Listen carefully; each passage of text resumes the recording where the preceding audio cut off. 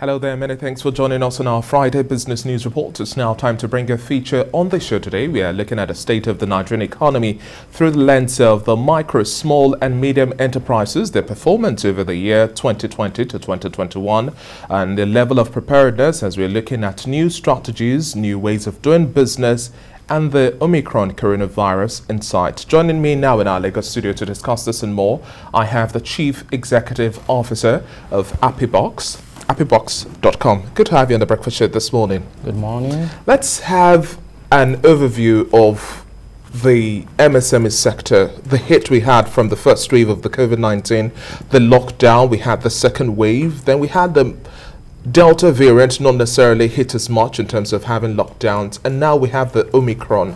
For businesses, it's not business as usual. Now with the Omicron in sight, so many businessmen and women are thinking once again, getting on the drawing board and saying, how do we beat this shock? Your thoughts on the level of preparedness that most businesses ought to have today? Okay, thank you for having me in here. And I think the pandemic, the COVID-19 has come, and we are not sure when it's going away. But what we are sure of is that our business environment will never be the same. And we are not going back to pre-pandemic. That is certain. In fairness, and I think the SME in Nigeria, did well in 2020, even in the midst of pandemic. And then if you look at the data, the volume of investment that came into the startups in 2020 in the midst of pandemic, it's over $1 billion. Compare that to South Africa, that is just about $800 million. And it keeps going up there. So it means that something is happening, and it's that people, young people, the SME space is beginning to look at how to do business differently. And then when you have that in place, then investors will pay attention to you across the world. That is what is happening. But I think we are beginning to get it right in terms of on the side of the players. But on the side of the government, there is still so much to do there. But in fairness, the startup ecosystem in Nigeria is making us proud globally. Okay. In the midst of pandemic. And in the midst of this pandemic as well, we've had so many lessons learned. You're seeing businesses now having much more structure and online presence. In the case of lockdown, you also see the area of supply disruptions come to bear. Access and raw materials as well was also a challenge. You're seeing businesses now maneuvering or looking for alternatives for their supply, irrespective of the disruption from the COVID-19.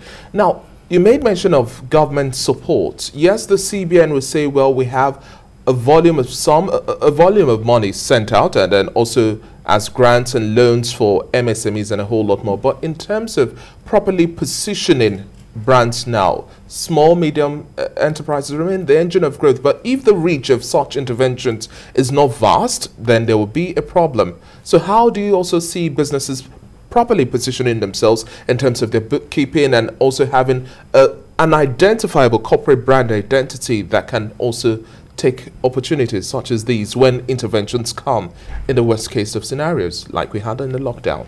Okay, David, I see it's okay for government to make promises, but the real deal is about the business, positioning for value in the market.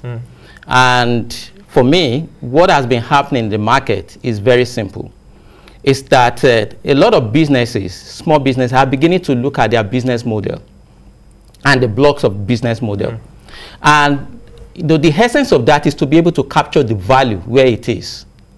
And once you are able to capture, you prove that you can capture that value, it becomes easier for you to attract other capitals, right, to move the business to the next stage. So what has been happening here in terms of digital is the fact that there is a business model that is called facilitated network business model. During the pandemic, you see you know, people locked down in the house, and then the behavior of people towards the consumer market changes. And then that change is happening because of the leverage of digital technology, which is digital infrastructure. So if you have that in place, and then you're able to capture value, it becomes, you know, reasonable for anybody to say, I want to partner with you, I want to invest, even without the intervention of the government. What the SMEs are asking, the SMEs community is asking the government to do is just to provide an enabling environment. Business climate. That's it, the climate, the environment. Because, you know, if you look at I checked the PwC, you know, and I try to compare the employment within the SME, you know, ecosystem to that of America, to that of South Africa. 80% of employment, of jobs in Nigeria are within that ecosystem. In US, it's 83%. In South Africa, it's about 82%, right? But the productivity is what differs. So the productivity is what differs. So what we are having in Nigeria is for the SME to become more productive. And then that productivity depends on your model.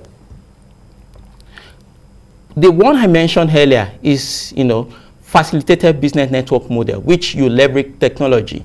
Now, you look at the payment solution, the fintech. Those are facilitated business network model, right? And they use that network to distribute values. You look at, you know, the value added business model in the manufacturing, and then you look at the solution business model in the school, in the hospital. If you don't understand the business model that is suitable for your economy, we will not capture value enough. Okay. That's it. And then the other aspect of it, which I want us to look at, is the segmentation, right? In terms of the epicenter of the business model.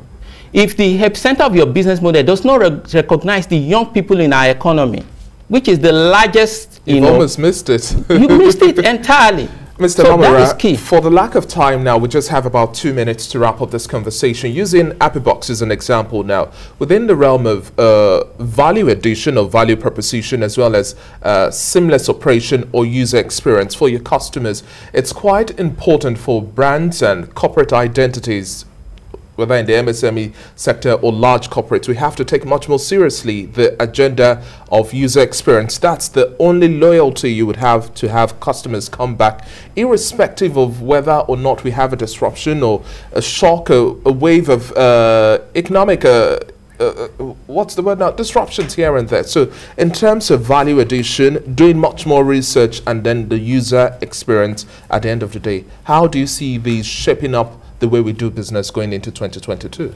Okay, going into 2022, I want to say this clearly, that social capital will be one of the key drivers in terms of branding and perception. And then there's a case of young person who is in an entertainment business that raised about over 200 million naira within the space of 24 hours. Because of his social capital. The statistics, the survey has shown that young people, young consumers, are much more interested in the good an SME is doing to the community beyond profit. If you do not factor that, if all your business model is, if the epicenter of your business model is solely driven by the cost and revenue, you are going to miss out of the generation Z. You are going to miss out of those guys that really drive the consumer market. So going into 2022, social capital is a good strategy for your branding. Okay. Yeah. Thank you so much for your time on The Breakfast Show this morning, Victor Mamora, and we wish you the very best with APIIBOX, and we'll also have this conversation come next year as well, looking at how we see the technology of things today and how businesses ought to leverage a little more. We're looking at the rollout of 5G technology as well coming to bear, so that should also fast track online presence and transactions there. Thank you once again. Thank you.